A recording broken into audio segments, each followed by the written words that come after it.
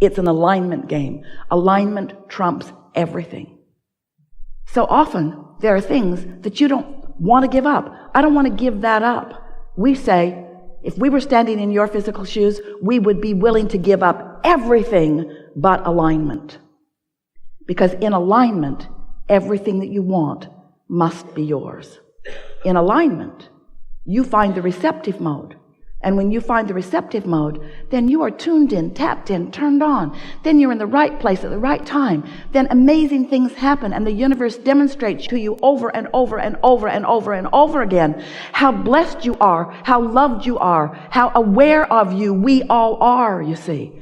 Until big things and small things that you would say don't amount to very much, demonstrate to you your constant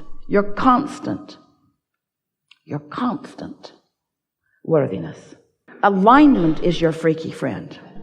In other words, when you are tuned in, when your resistance is non-existent, then everything that is important to you, big or small, demonstrates itself to you, because everything is known about everything. And when you are emitting a vibration, you are sending out a signal that is calling something back. It's what law of attraction is. That which is likened to itself is drawn. So one might worry that, well, if law of attraction is on all things big and small, am I not going to be inundated by data? And we say, yes, you are. You are inundated by data all day, every day, that represents the balance of the vibration that you put out. Everything that you are feeling is an indicator of everything that you are thinking. So, what is a thought anyway?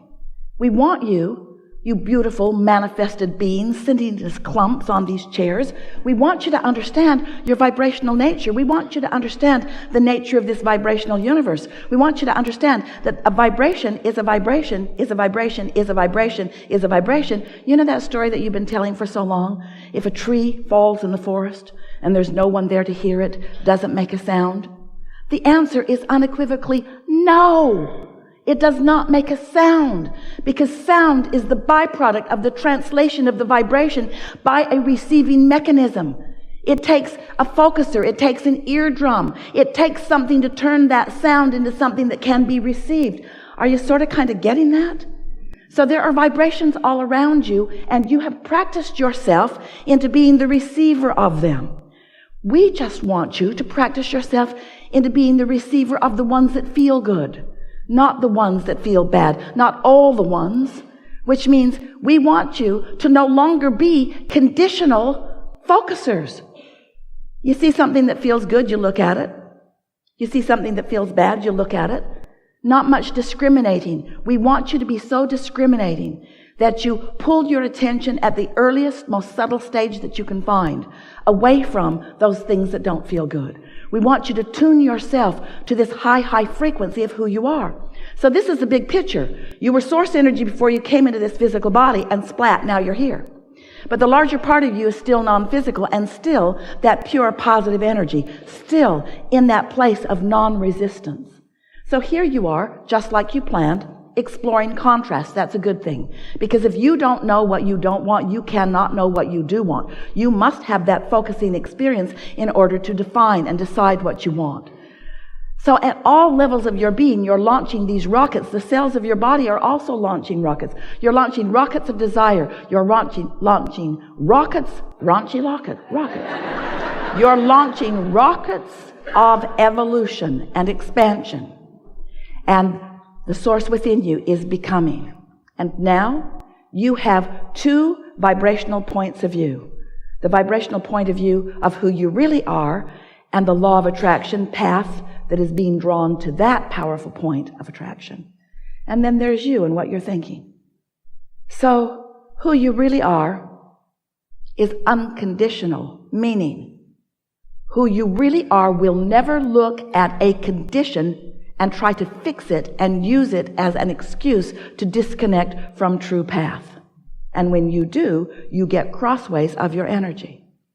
So here's this source energy part of you, calling all things that you are asking for to that you, and calling this physical you to that you. Calling you into alignment with who you are.